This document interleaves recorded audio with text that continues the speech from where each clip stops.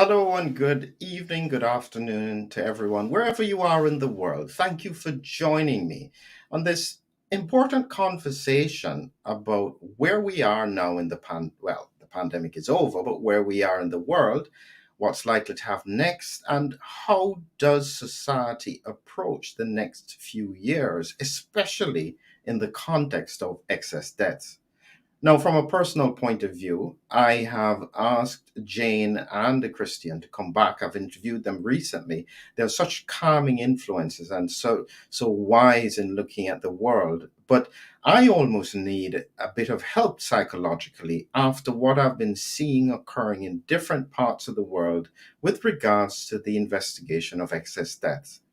I just genuinely don't understand why there doesn't seem to be more scientific interest, more governmental interest, more public health interest. I understand that there are concerns, but most importantly, we have to find ways to find solutions. The first way is to acknowledge. But let's just bring in our guests. We have Jane and Christian with us. We'll start off with Jane. Can you just give us a quick introduction, Jane? Yes, thank you, Philip. So, as you say, I'm a lawyer, retired solicitor, but I practice mostly as a mediator now, helping people to resolve challenging problems, both in the workplace, between individuals, and in the wider society, really, too. Excellent. And Christian? Yeah, I'm Christian Buckland. I'm a psychotherapist, been in practice for well over 10 years now. And I am the psychological advisor to UKCV Family, the vaccine injury support group in the UK, which is, I think, got over 1,000 members now. So I split my time between clinical work and working to support the vaccine injured. Excellent, excellent. So thank you. So before we get into the discussion, I just wanted to highlight a few points. And starting off first with you, Jane, you are part of this Better Way conference that's coming up. Tell us a little bit about it, Jane.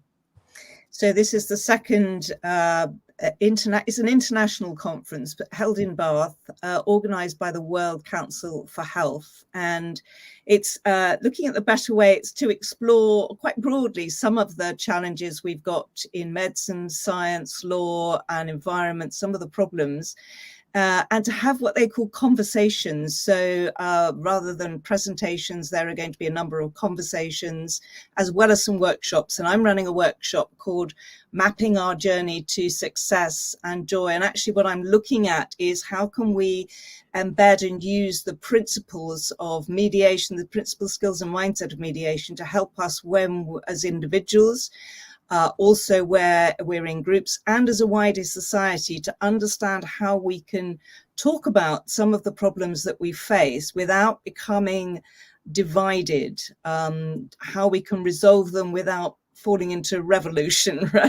And so that's the point of my workshop, which is on Friday. Excellent. Yes, I've got you here on Friday, 12 to 1. You're doing that workshop there. So excellent. I thought this was a great opportunity to highlight that bit of work that you're doing as well. And similarly, I just wanted to highlight something that Christian was involved in. And you were recently writing to the Prime Minister. What was that about, Christian? I wrote to him in a personal capacity to highlight what he already knows about the unethical use of psychology and psychological techniques under the guise of what they call behavioural science, techniques designed to elicit feelings of fear, shame and guilt to change people's behaviours. And I was highlighting that the techniques used have gone against what I believe is sort of the literature on behavioural science, that you actually need to get the public's consent and an ongoing approval to use behavioural science, which we never did. We didn't know that Matt Hancock wanted to frighten the pants off everyone. I think those were the words. And I documented the evidence that these fear, shame and guilt were recommended to the government, and then actually they deployed those techniques on an unconsenting public. And the other thing that I think was important was I highlighted that using Public Health England's own document and the definition of coercion by the Encyclopedia Britannica, that using psychological pressure to change people's behaviours actually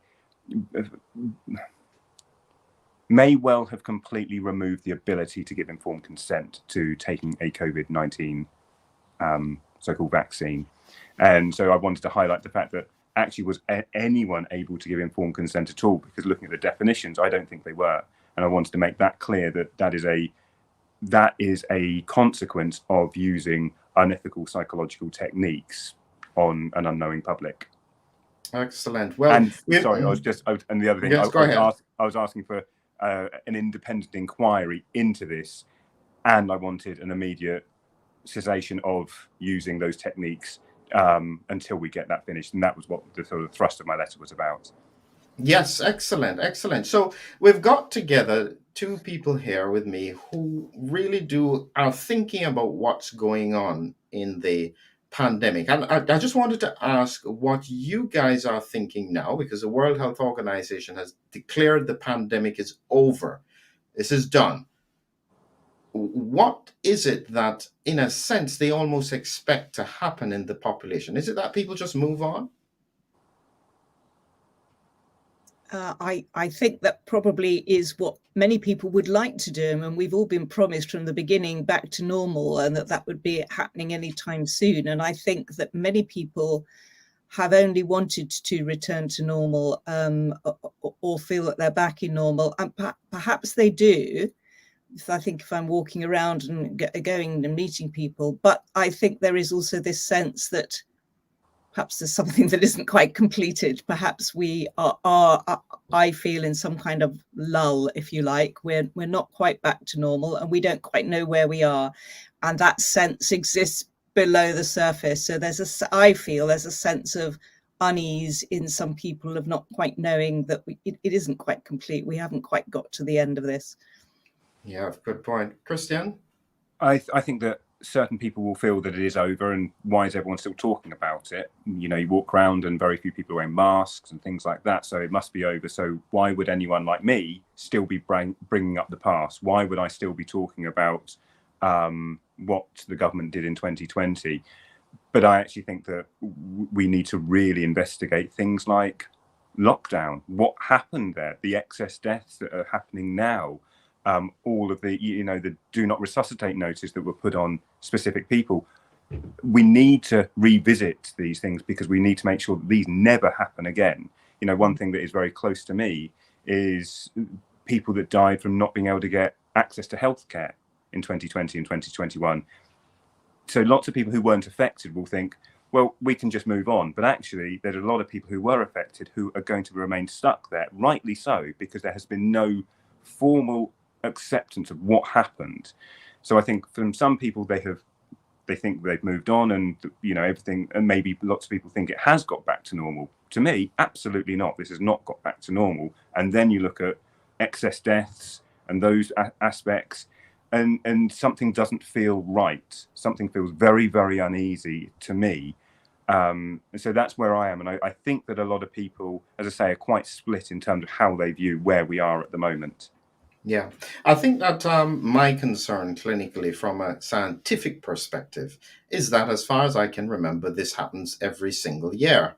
As we go into the summer period, this happened in 2020, it happened in 2021, it happened in 2022, will it happen again in 2023? The test of the situation is when we hit September, October, and we start to see, will we start to see a rise in cases and deaths and so on. And so it's this kind of pattern that I'm worried about, is that it seems as though there's been no clear explanation scientifically as to why we are where we are today.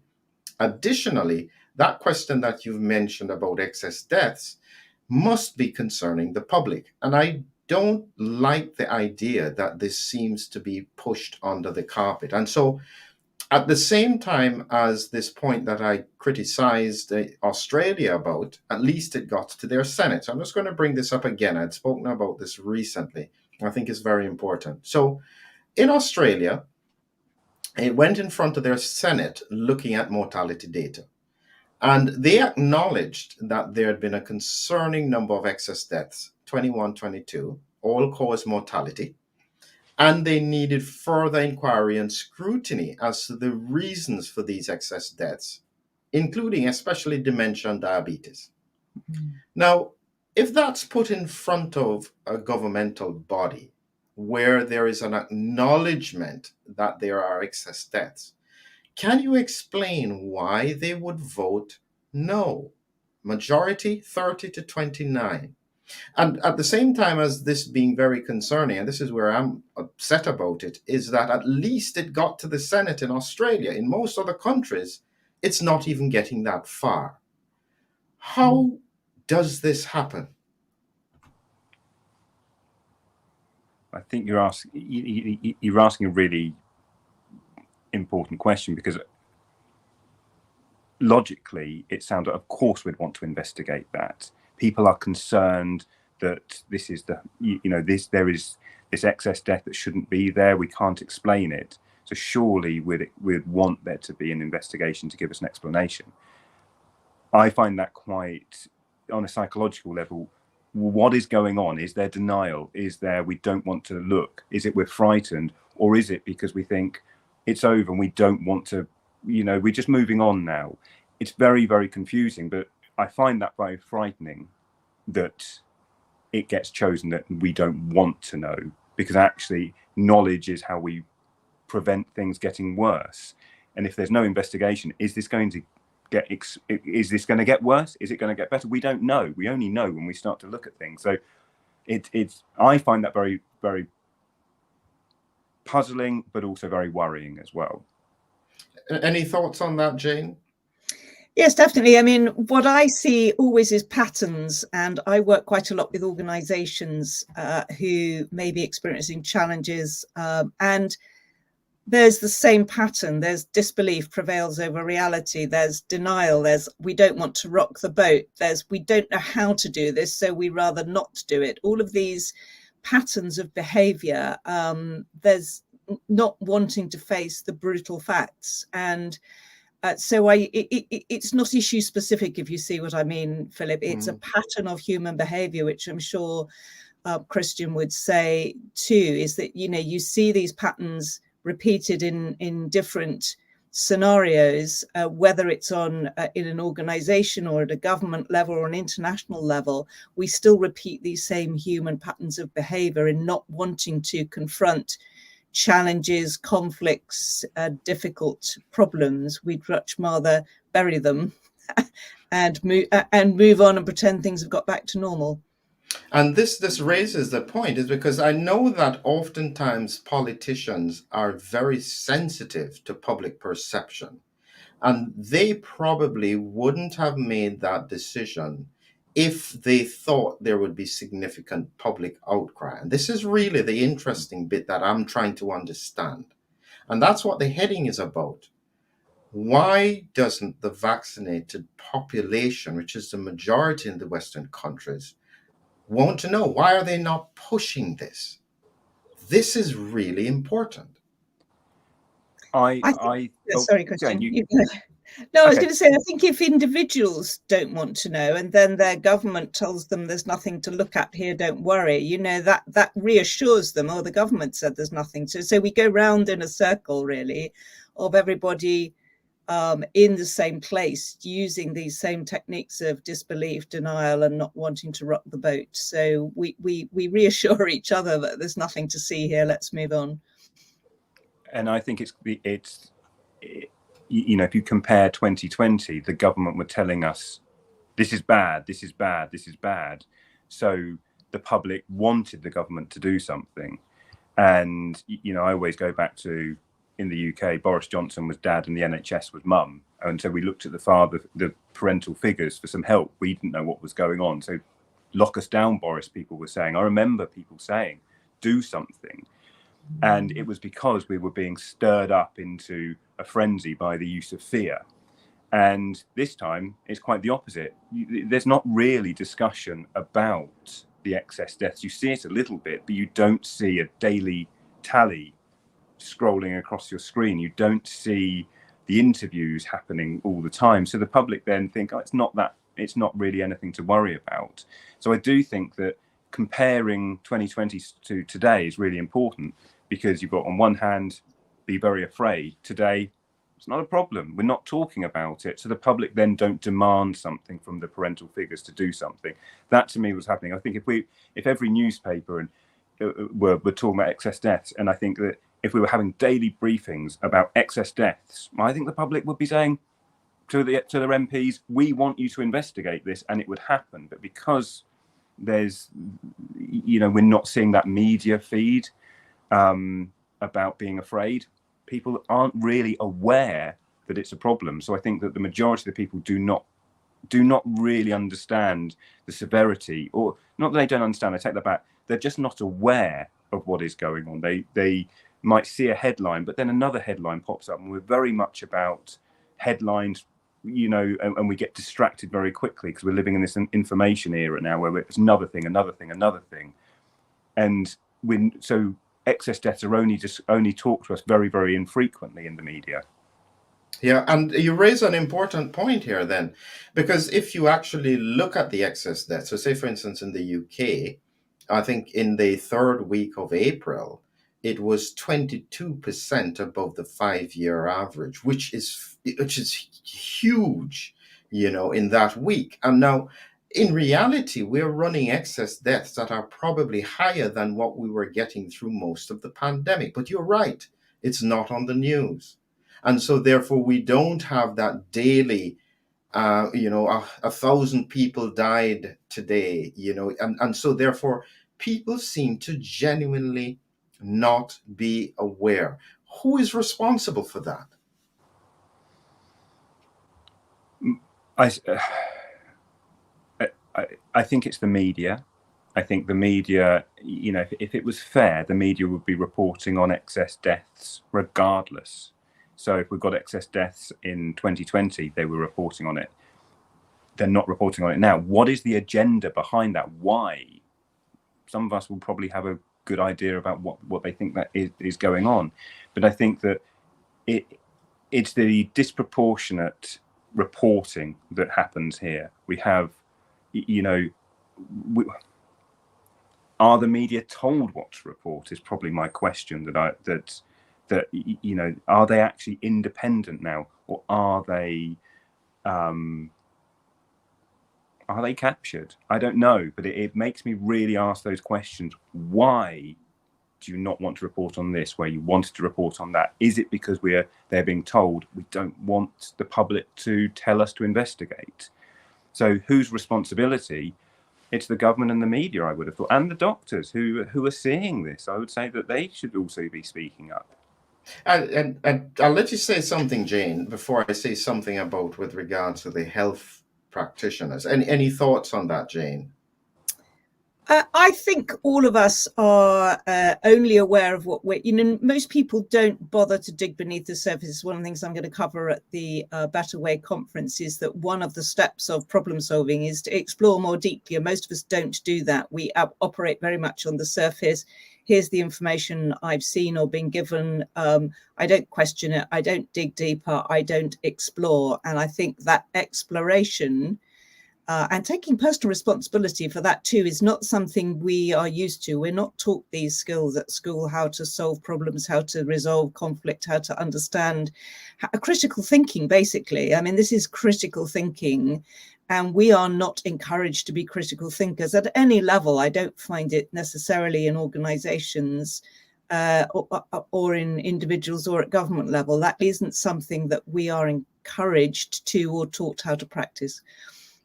Yeah, I'd just like to say, certainly from a clinical perspective, I think that most of the health service practitioners will know that you can sense it, you can feel it, but most people genuinely still think that it's all COVID related. And now there's certainly some aspect of that because we know that circulating virus and so on. But I have found that genuinely, most people, if you just say it's lockdowns and people haven't been seeing their doctors and the COVID, the majority of people seem to accept that as a reasonable explanation, and they would not think beyond that. That's not unreasonable, is it?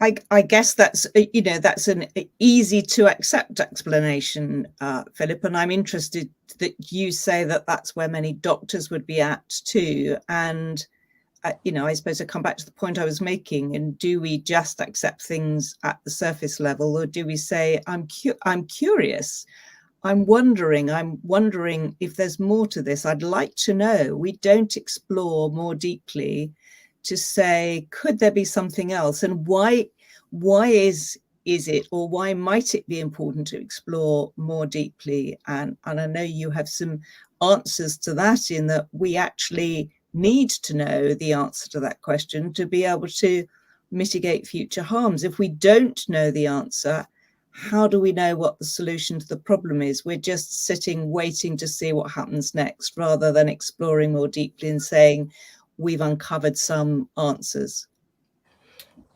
Yeah, I think that the way that I usually explain it is the principle of a SWOT analysis: strengths, weaknesses, opportunities, threats. In this context, this would represent the threats. What are the threats? Could there be any threats? And to say that there couldn't be any threats, and therefore you don't need to look out for them, in the business context would make absolutely no sense. Why would anybody do that? And so in that context, this represents a threat.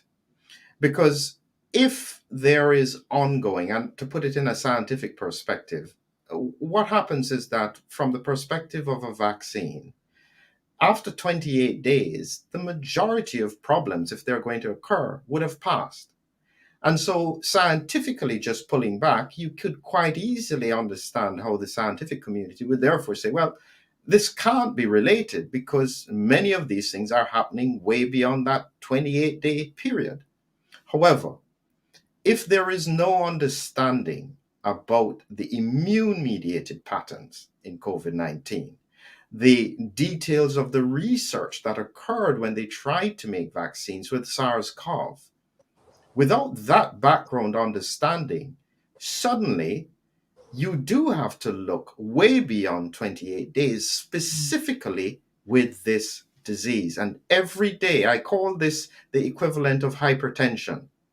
If you leave high blood pressure for 2 years, 4 years, 10 years with end organ damage, you can't reverse it. And so not knowing could have significant ramifications for the future.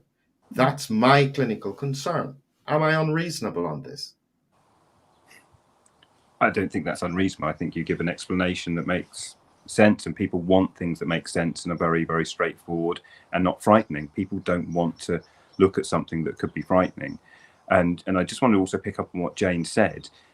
I'm all about process rather than content. And so you can see patterns happening. And I think, when we're talking about critical thinking and people questioning and being curious, I wonder what which we need, but people were punished, they were ostracized, they were othered for doing that throughout the last 3 years. So actually, it takes a lot of courage to do it. And I think on an unconscious level, people are choosing to not sometimes look at these other options because they know that there are consequences for them to do that. So I think that there are lots of sort of psychological defenses that are at play here to stop people. And the most easy one for me is if someone else gives me an explanation, they've done the hard work, they've done the research, thank goodness they've done that. I don't need to do that then. I can just follow what they've said. So, the fact that there are these explanations, it could be lockdown, couldn't it? It could be that. People go, brilliant, there we go, that's the solution, that's the answer. They're not looking at actually the different technology that's been used. They're not looking at anything else that, traditionally maybe 28 days was what doctors would be associating with a vaccine. Things are different and people aren't exploring that bit. So I think when you're saying, is this unreasonable? I think no, because it gives an easy out. Unfortunately, it's a bit of a cop out for people because they don't then have to do the hard work and take a risk of being ostracized. And so one of the big questions is, and I want you to think about this, Jane, for me, why does it seem that the people who are most vocal about this actually seem to be the unvaccinated cohort? They are always talking about this. And is that actually making it more difficult for the vaccinated cohort to take a look? Is there a problem there?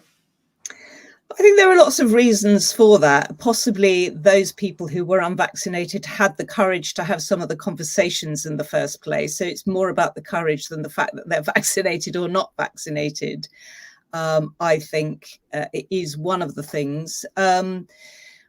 What else might it be? I think then it's not really about whether they're vaccinated or not. It's partly about, how do you have those difficult conversations, and are you prepared to have them? That's the challenge, I think, for people, is how do you speak up and have the conversation about something? I think the other thing, the trap that maybe the unvaccinated fall into, is being very adamant that they're right.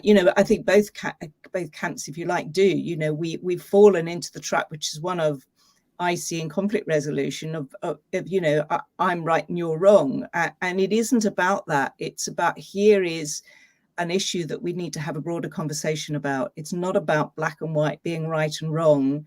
It's very much about, this is something that's a novel situation for us. It's a novel technology. We've not gone through this before. Let's together explore this. And that's very much, again, what we're doing at Better Way. It's, how can we find a better way to have these conversations about something that puzzles us, rather than saying the unvaccinated are right, the vaccinated are right. It's not about that. It's about, this is a problem that has challenged us as a global society. It's challenged the medical profession. How do we find the answers to what that's taught us and what it's teaching us about the ongoing situation? And if we could only look at it in that way, and then construct the conversations so that we could inform each other and explore what we're experiencing, that would be a better way. And Christian, this comes right into that point about how difficult it has been for the vaccine injured, who have been ostracized from both sides.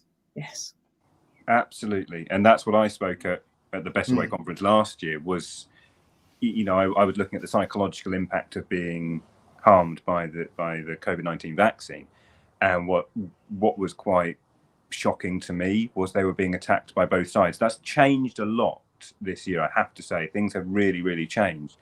But they were attacked by lots of people. Lots of people would say, well, it's your own fault. And then the other people were saying, well, I don't want to hear you. And I remember saying this at the conference, when I was really trying to understand why some of the people who were vaccinated were attacking the vaccine injured for speaking out and saying, we don't want to hear it, you're spreading misinformation. I ended up being able to have a good conversation with a few people by being curious and trying not to take a stance, and just saying, I just want to understand why, because it feels like you're angry towards them and I want to understand it. And when I let someone just free associate and just talk at me, one of them turned around and said, well, I don't want to know that I've got a ticking time bomb inside me, do I? So I just want them to shut up. And I was really blown away by that comment, because I just didn't expect it. And I thought, so actually, it kind of tells me that sometimes we want to bury our head in the sand. I don't want to do I don't want to explore what's going on. And when you're also saying about the unvaccinated talking a lot about excess deaths, they've gone down more rabbit holes. They probably, and being ostracized makes you do that. We've been all put into camps. The unvaccinated were treated awfully, absolutely awfully. It was so discriminatory what was happening. You can't do this, you're going to lose your job. So people became into camps, and then they would talk more, and everyone in when we're divided start to talk and spread our stories. And I think what happened with the excess deaths are they were more open to listening and understanding, but also trying to prove that they were right. So then there is the link then that, hold on, is this a very, very dangerous technology? Now we've got excess deaths. So they will be very much looking to reinforce their belief. Now, I think that's actually very, very helpful because no one else is looking at excess deaths at all. So I'm so grateful that they did. They're highlighting. If it's that population that are talking about this, then thank you for talking about it, because we need to be raising awareness of the excess deaths. So I'm grateful that they've been talking about it. Well, it raises that point there, as you said, is that there is nothing worse than the person who is right and can't stop talking about the fact that they are right. Even if they're right, you don't want to hear them because you don't want to be told that you are wrong. And this is the thing that I'm saying is that I tell you, the clinical bit is that it's usually in a couple where one has, say, been smoking for a long time, and I say, listen, something has happened, this is serious, I need you to stop smoking. And you see the other partner nodding their head in agreement. I've been saying this for 5 years. And then I have to counsel them and say, listen, you cannot do that. You're going to make them defensive, and then they're not going to do it. This is what it feels like, where that unvaccinated community who, yes, have been ostracized, yes, have been put down, and yes, are raising the points, but they almost have to be more strategic. Is that a good way of saying it? I think strategic and compassionate.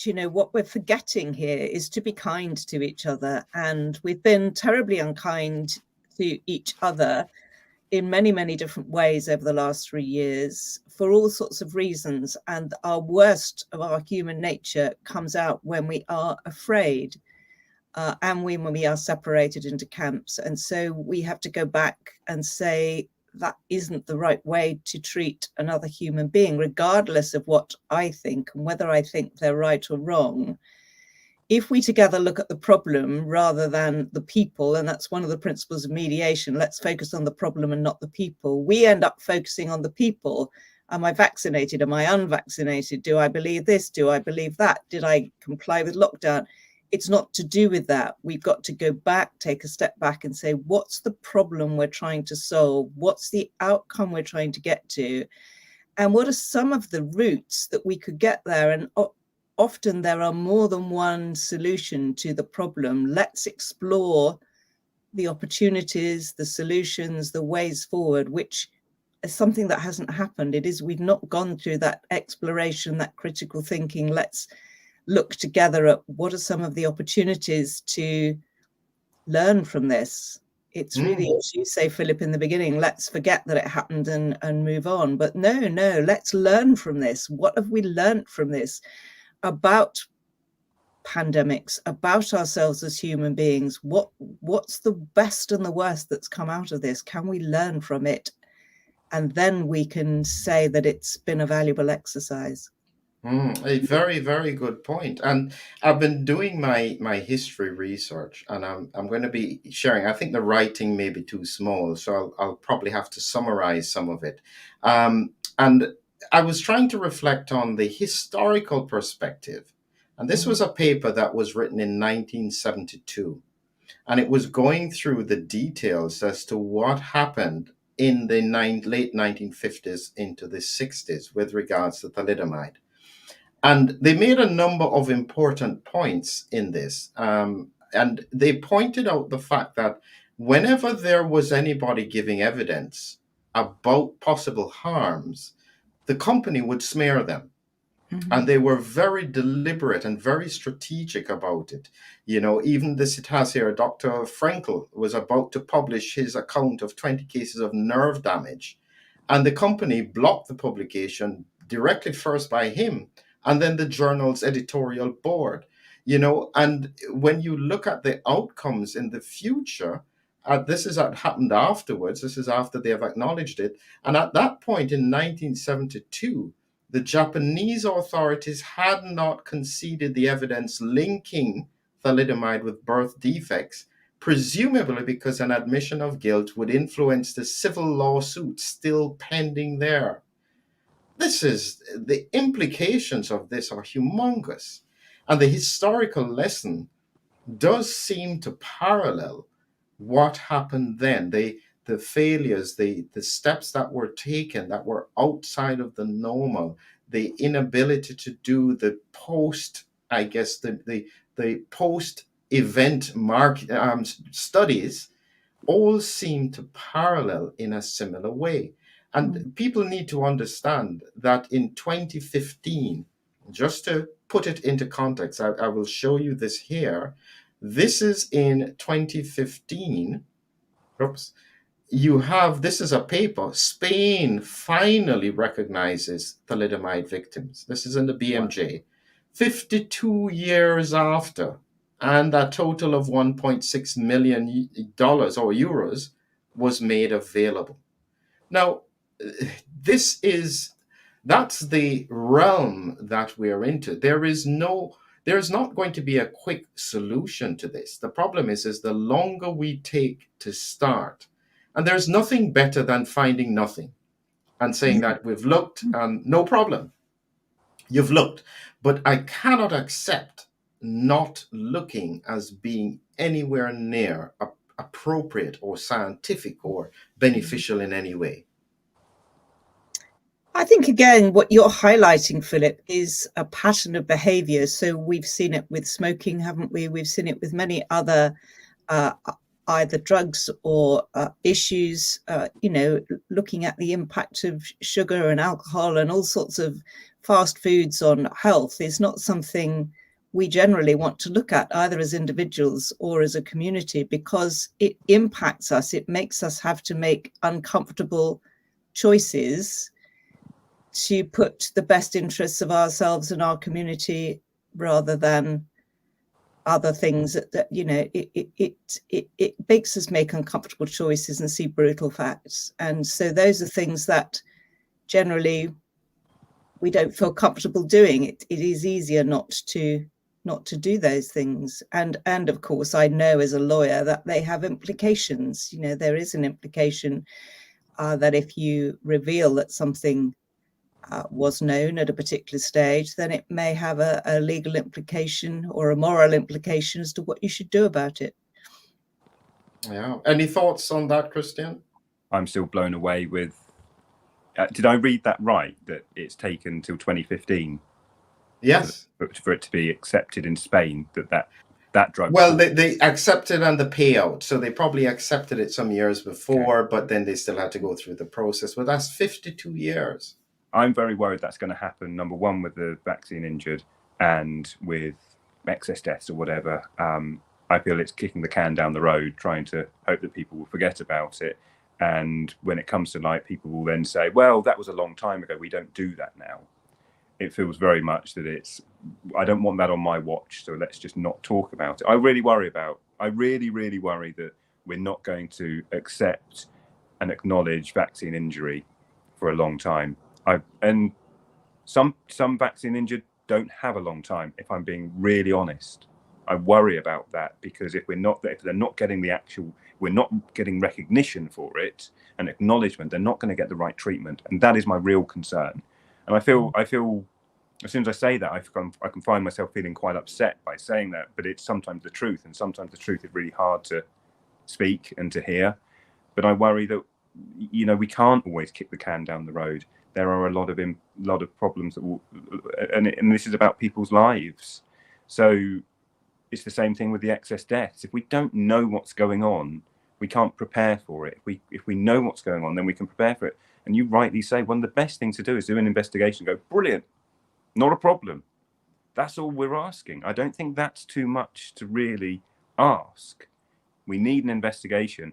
I'll take it if there's an independent investigation. It turns out just one of those things, or find out this is what's happened and these are the causes, and other people can then replicate those studies and say, oh yeah, you're right. But to just not accept, and this has the potential, yes, the potential of the excess deaths could go down, but it could also skyrocket. So it's terrifying to not know where this is going to go in the next 5 years. Yeah, so it raises a question now as we think forward. There are a lot of people listening, And for some reason this has resonated. I think my highest 1,250 people listening here. What is it that the public, those individuals, need to be doing at this time? And this is the part of the problem, is that people are not empowered to know what to do. Their voice doesn't seem to matter. How does change occur? Jane, answer that. Shall I say? I mean, it happens on lots of levels. You have to have the courage to voice your concerns to people you meet every day. You have to have the courage to maybe write to your MP and request something. You have to have the courage to have the conversation with your GP, with your health practitioner. It requires courage, and it requires conversation, and it requires kind of knowing how to have that conversation. Again, it's not something that should be entered into in an adversarial or aggressive way, but just, I'd like to know, I'm curious to know, I'm wondering, what you think. And when you approach it in that way, I think more people will say to you, yes, I'm worried too. I'm concerned for myself. I'm concerned. I spoke to somebody yesterday who was very concerned for their daughter. And then people open up to you and say, yeah, actually, I've got a little bit of a concern or a big concern. And then you are able to sort of share that concern, and then the conversation becomes acceptable. I think that's one of the ways to do it. It does require courage, but I think you find, once you find that courage and start voicing your concerns in a way that isn't adversarial, I'm right and you're wrong, or you're wrong and I'm right, and so on, then you can do the groundwork. You can start to have more conversations, and more people will open up. Mm. And I think that, I look back in the last 3 years, and I went through a kind of a journey myself in how I spoke to people, and I could see that I was screaming at people to start with. I'm worried, like, this is crazy, what is going on? And everyone just was like, not interested, you've lost the plot. And I lost them. And I was thinking, I don't understand why they're not seeing what I can see. And once I accepted that that's okay, that they're not seeing what I'm seeing, and that's okay, I don't need to shout at them, I started to change how I spoke. And one of the most important things to me was I went with I started telling them what I was afraid of. And I started to say, I'm really worried, and I'd give a reason. And so I'd say, look, I'm really worried about do not resuscitate notices being put on so many different people. I'm really worried about the impact of masking children and what that's going to have on development. I'm really worried on, telling children that you could kill your granny. I'm really terrified, because what happens if someone's gran does die from, I don't know, whatever, and that child's been told you could kill your granny? Are they going to be scarred for life with trauma? I'm really worried about these things. And then people would say to me, but I'm also worried about dying of COVID. And then we had a common bond. Yeah. So we were both afraid. And so this goes back to the letter that you kindly mentioned at the start. By increasing this fear of the public, split the public. There's a great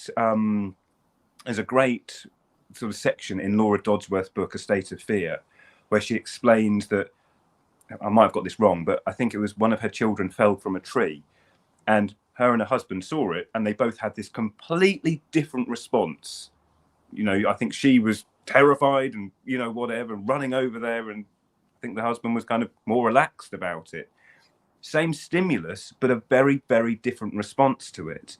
And what that now I might have got that story wrong, but what it means to me is you increase levels of fear and everyone responds differently. Yeah. And, but we're both afraid. I was terrified of our so-called democracy turning into a totalitarian state. I was terrified of the mental health damage that was happening all around me and what I could predict was going to see in the future. And other people were terrified of dying of COVID. And so we were both afraid. And that to me really helps me to understand what we can do now. When we're having these conversations, we can't go in telling people what it is. We have to go in going, look, I'm concerned. and I'm curious, and I use the techniques I would probably use in therapy all the time, because I have to have really, really personal and difficult conversations with people, ones that would normally shy away from in everyday life. But if I don't go there, we don't speak about it. And I always say that therapy is the place where the unspeakable gets spoken. So it's my job sometimes and my duty to the patients that I work with to have those difficult conversations. And I use the same techniques. And it's exactly what Jane's saying. I will go in saying, I'm just curious, or I'm wondering whether, and it's far more soft. And if you go in softly, people are willing to then engage in a conversation. If you go in with, this is what's happening, instantly go, no, it's not, this is what's happening. So it's about curiosity, and I think finding a common bond. And actually, us human beings, we've all got a lot of common bonds we can find. A lot of the time, we're afraid of something, and so when we're saying about what we can do, it is also finding courage. I was terrified when I started speaking out in 2020. I thought, I'm going to lose my job. I'm going to all of those things. I was really afraid, and actually, I've spoken out quite a lot, and nothing bad has happened because I'm just speaking what I feel I can justify, and I stay in my lane and I talk about what I know.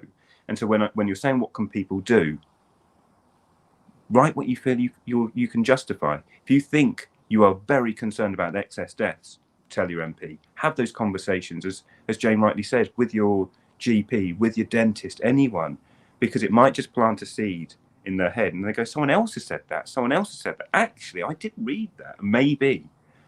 We're very good at hearing a bit of information that we don't like and going, I'll put that on the back burner, and not really paying attention to it. But that back burner's still there. And if more people keep bringing things up about that's on the back burner, then it comes to the forefront, and then people will want to talk about it more. So it's about more conversations, and as Jane says, in a compassionate and open manner. That's really, really the kind of thing I was looking for, Christian, is that I want, before we finished here, and I'll ask Jane a similar thing, I want you to break it down step by step. There's so many families that have been torn apart about this vaccine issue. And there is actually an opportunity to bring healing through compassion and conversation. And at the same time, doing the job of what people describe as waking people up so that they actually start to think critically. So, Jane, any thoughts? How can they do that one-on-one? Hopefully not in a group at Thanksgiving. This has to be a one-on-one conversation, doesn't it? Yeah. It's good to start to practice one-on-one for sure, before you start addressing a group. I totally agree with Christian. It's a difference between being on broadcast. You're not trying to give a sermon and impress people. And actually, one of the critical skills of mediation is listening, more than telling someone else what I think or what I fear. It's, here's something I think, what do you think? And so there's two things that are really powerful here, and I'll give you these two tips. I call it the power of 10, and that means being tentative. So those are the skills that Christian and I have talked about. I wonder if, I'm curious about, I'm worried about this. But the second thing you do is you always give the last word and power back to the other person. So often when we are trying to get a point across, we want to have the last word, and it's yes, but you didn't accept my point. No, give power back to the other person and say, that's what I think. What are you worried about? What are your thoughts? And then really, really listen to that other person and let them, as Christian said, talk it out. Let them really explore what they're worried about. Reflect back to them. Gosh, that's really interesting. I've just heard you say that. Let's explore that a bit more deeply. It's not about you. It's about them. It's about listening to them and exploring what matters to them. And then that builds the courage to have that deeper conversation. So those two things, I would say, the power of 10 and giving the power back to other people.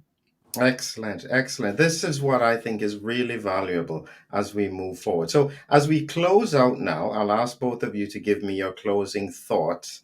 My hope really is that we will learn from this, because I suspect there are many more challenges to come.